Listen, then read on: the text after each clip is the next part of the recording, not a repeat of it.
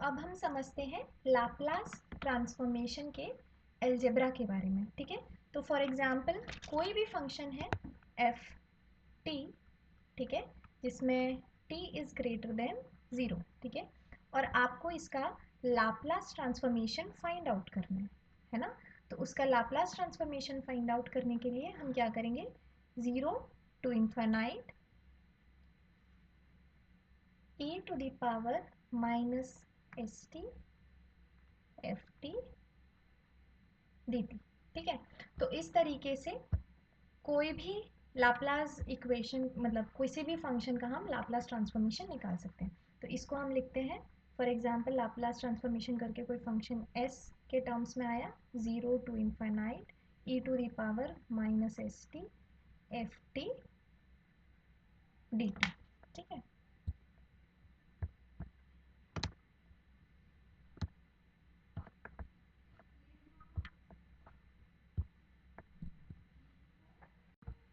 अब हम लोग अलग अलग फंक्शंस के लिए लाप्लास ट्रांसफॉर्मेशन निकालने की कोशिश करते हैं, ठीक है।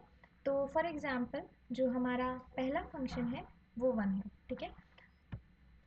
तो लाप्लास ट्रांसफॉर्मेशन ऑफ 1, ठीक है। तो फंक्शन एफ टी हमारा क्या है, 1 है ना। तो 0 to infinite e to the power minus s t into 1 dt which is equal to e to the power minus st upon minus s 0 to infinite, ठीक है। तो minus 1 upon s 0 minus 1 which is 1 upon s, यानी कि Laplace transform of 1 is 1 upon s, ठीक है। Similarly second जो है वो हम लोग फाइंड आउट करेंगे t का Laplace transformation of t, 0 to infinite e to the power minus st t dt। इसको बाई पार्ट्स ओपन अप करेंगे। तो ये फर्स्ट फंक्शन है, ये सेकेंड फंक्शन है। सेकेंड फंक्शन को इंटीग्रेट करेंगे e to the power minus st upon minus s, ठीक है।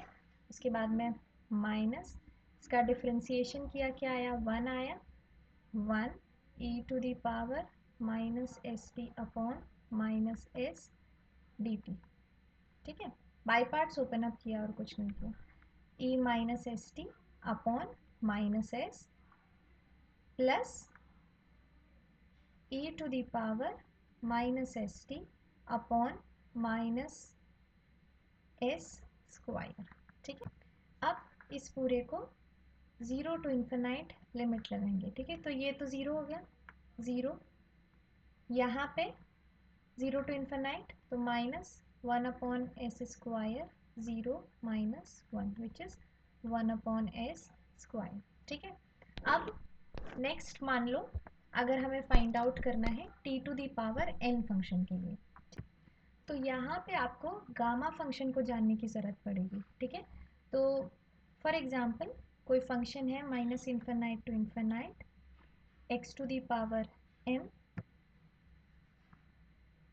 e to the power minus alpha x to the power m dx, ठीक है। तो ये जो फंक्शन होगा उसको जब हम ओपन अप करेंगे तो ये आएगा 2 times of 0 to infinite x m e to the power minus alpha x m d x for even function. अगर फंक्शन इवन होगा तो ये वैल्यू आएगी, अदरवाइज ये फंक्शन जो है वो 0 हो जाएगा फॉर ऑड फंक्शन, राइट। अब यहाँ पे ये जो इंटीग्रल है इसको जब हम गामा फंक्शन के थ्रू इसको ओपन करेंगे तो 0 to infinite x to the power m e to the power minus alpha x m d x is equal to 1 upon n gamma m plus 1 upon n upon alpha to the power m plus 1 upon n, ठीक है। तो ये property आपको पता होनी ज़रूरी है, क्योंकि लाप्लास ट्रांसफॉर्मेशन में कई जगह आपको इस प्रॉपर्टी की ज़रूरत पड़ सकती है ना। तो ये प्रॉपर्टी का पता होना बहुत ज़रूरी है। तो अब हम इस function t to the power n के लिए हम लोग लाप्लास ट्रांसफॉर्मेशन फाइंड आउट करते हैं। तो Laplace transformation of t to the power n, it is 0 to infinite e to the power minus st t to the power n dt। ठीक है, तो जब इसको हम ओपन अप करेंगे तो t to the power n है, e to the power minus s t है। तो इसे कंपेयर अगर हम करेंगे तो m की वैल्यू n है और अल्फ़ा की वैल्यू s है। ठीक है, और n की वैल्यू 1 है। तो यहाँ पे जो है वो कितना आएगा, 1 अपॉन 1, n की वैल्यू 1 है, gamma function n plus 1 upon 1 upon s to the power n plus 1, यानी simply t to the power n का लाप्लास ट्रांसफॉर्मेशन होगा gamma n plus 1 upon s to the power n plus 1। ठीक है, which is n factorial upon s n plus 1। ठीक है, अब in general n की value कुछ भी होगी तो भी आप जो है इसका लाप्लास ट्रांसफॉर्मेशन फाइंड आउट कर सकते हैं, है ना। अब और आगे फंक्शंस की बात करते हैं। मान लो कोई ट्रिग्नोमेट्रिक फंक्शन आ गया, है ना। तो फोर्थ जो हमारा फंक्शन है वो है cos 80। ठीक है, तो इसका जब हम लाप्लास ट्रांसफॉर्मेशन निकालेंगे cos 80 का 0 to infinite cos 80 e to the power minus s t d t. ठीक है, अब यहाँ पे भी आपको कुछ चीज़ें समझने की ज़रूरत है, जैसे कि cos 80 को अगर हम लोग एक्सपोनेंशियल के फॉर्म में लिखना चाहें तो हम कैसे लिखेंगे, e to the power iota 80 plus e to the power minus iota 80 upon 2। ठीक है, सिमिलरली साइन 80 कितना होता है, e to the power iota 80 minus e to the power minus iota 80 upon 2 iota. ठीक है, सिमिलरली cos हाइपरबोलिक 80 में क्या होता है, e to the power 80 plus e to the power minus 80 divided by 2। ये नहीं आता, आयोटा नहीं आता है यहाँ पे। Similarly sine hyperbolic 80 is equal to e to the power 80 minus e to the power minus 80 divided by 2। तो आगे कोई भी प्रॉब्लम सॉल्व करने के लिए ये प्रॉपर्टीज़ आपके लिए बहुत ज़्यादा ज़रूरी है। तो आपको ये भी पता होना चाहिए कि ट्रिग्नोमेट्रिक फंक्शंस को एक्सपोनेंशियल फॉर्म में हम लोग कैसे लिखते हैं। ठीक है, चलिए तो अब हम लोग स्टार्ट करते हैं cos 80 का लाप्लास ट्रांसफॉर्मेशन, अगेन उसी पेज पे।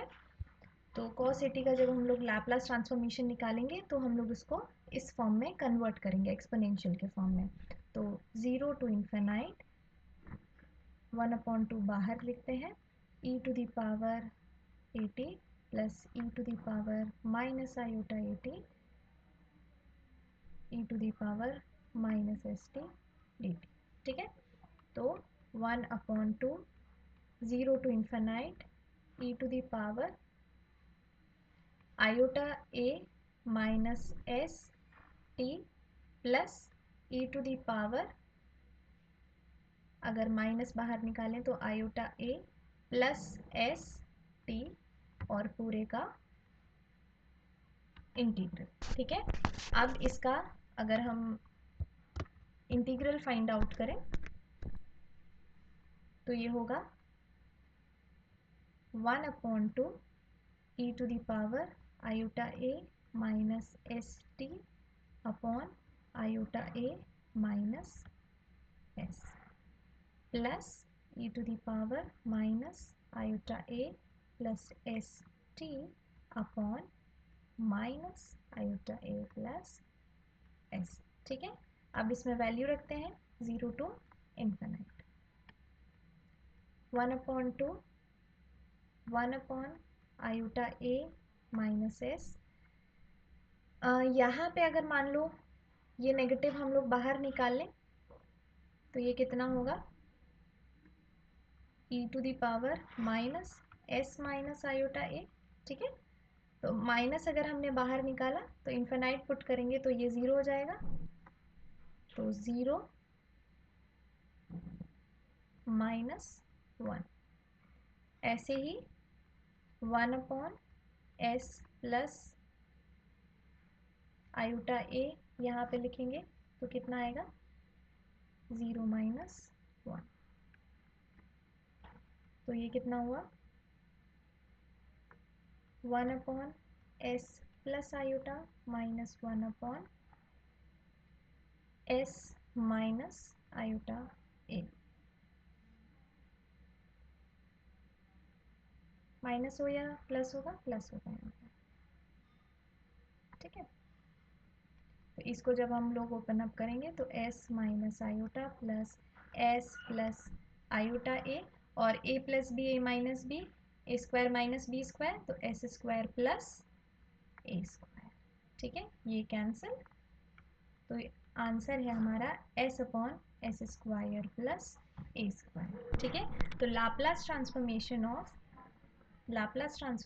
Of cos at is equal to s/s square plus a square. ठीक है, सिमिलरली हम लोग Laplace transformation of sine at भी निकाल सकते हैं। कितना आएगा, है ना।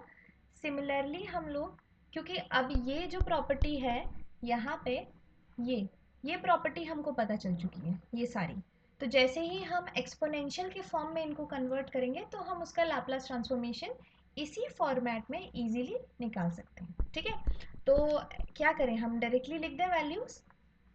स्टिल अगर आपको कोई डाउट रहता है तो आप बाद में पूछ सकते हैं।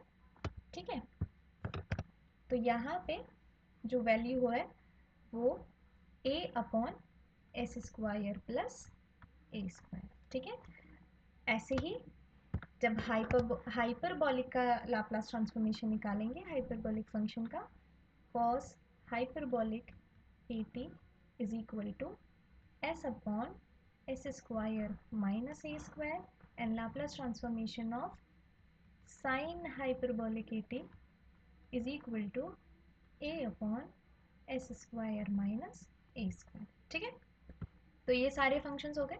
अब हम लोग बात करते हैं एक्सपोनेंशियल की। ठीक है, तो फिफ्थ जो है हमारा function,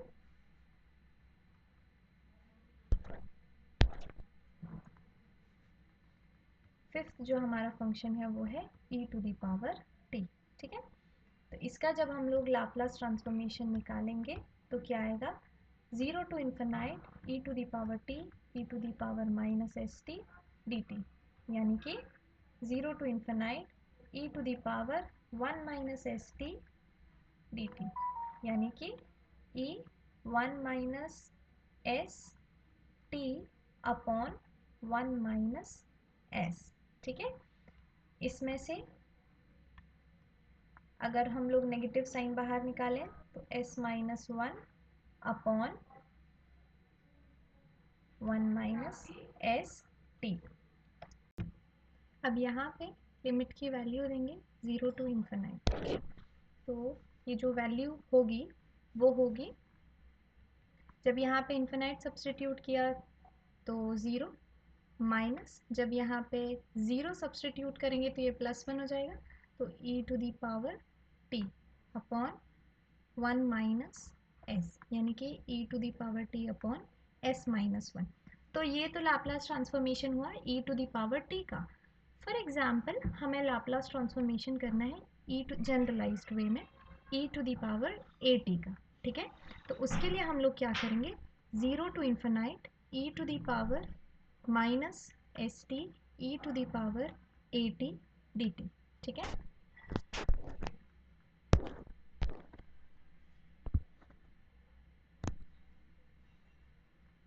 is equal to 0 to infinite e⁻a−s, इसको हम लोग ऐसे लिखेंगे, माइनस बाहर ही निकालते हैं, तो तो minus s minus a into t d t, ठीक है। तो e to the power minus s minus a into t upon minus s minus a, 0 to infinite.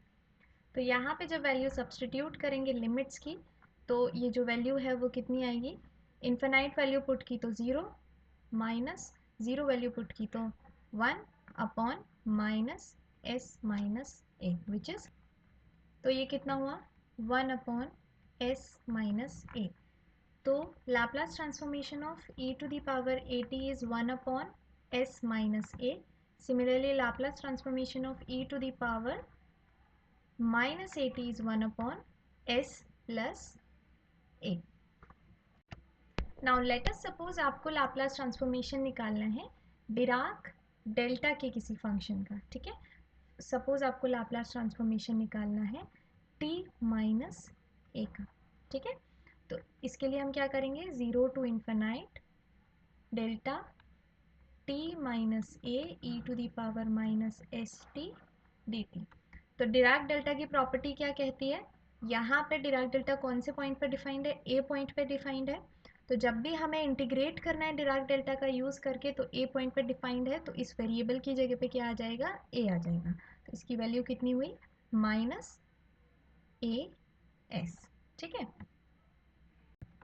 अब मान लीजिए कि कोई फंक्शन है जो कि f t which is 1 for t greater than a and 0 for t less than A.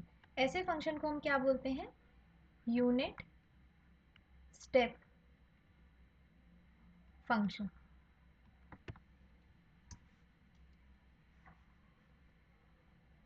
a to infinite e to the power minus st dt, e to the power minus st upon minus s a to infinite, यानी कि 1 upon minus s 0 infinite पे 0 minus e to the power minus s a. तो ये value कितनी होगी, e to the power minus s a upon s. तो unit step function का जो लाप्लास ट्रांसफॉर्म होता है वो ये होता है, ठीक है। जिस स्टेप पे डिफाइंड है वो वैल्यू a है, e to the power minus a s upon s. तो इस तरीके से हम किसी भी फंक्शन का, किसी भी गिवन फंक्शन का लाप्लास ट्रांसफॉर्मेशन फाइंड आउट कर सकते हैं, ठीक है। तो एक बार अभी तक हमने जितने भी वेरिएबल्स का लाप्लास ट्रांसफॉर्मेशन देखा है, सॉल्व किया है, उसको एक बार रिवाइज कर लेते हैं फटाफट से। तो इस वीडियो की एक समरी हमारे पास होगी। तो 1 का जो लाप्लास ट्रांसफॉर्मेशन होता है 1 अपॉन एस, टी का Laplace transformation 1 upon s square, t to the power n का Laplace transformation gamma n plus 1 upon s n plus 1, e to the power a t का Laplace transformation 1 upon s minus a, minus a t का 1 upon s plus a, cos a t का s upon s square plus a square, sine a t का a upon s square minus a square, hyperbolic cos a t का s upon, sorry this is also plus s upon s square minus a square, sine hyperbolic a t का a upon s square minus a square, del t minus a का e to the power minus a s, और इसका होगा e to the power minus a s upon S.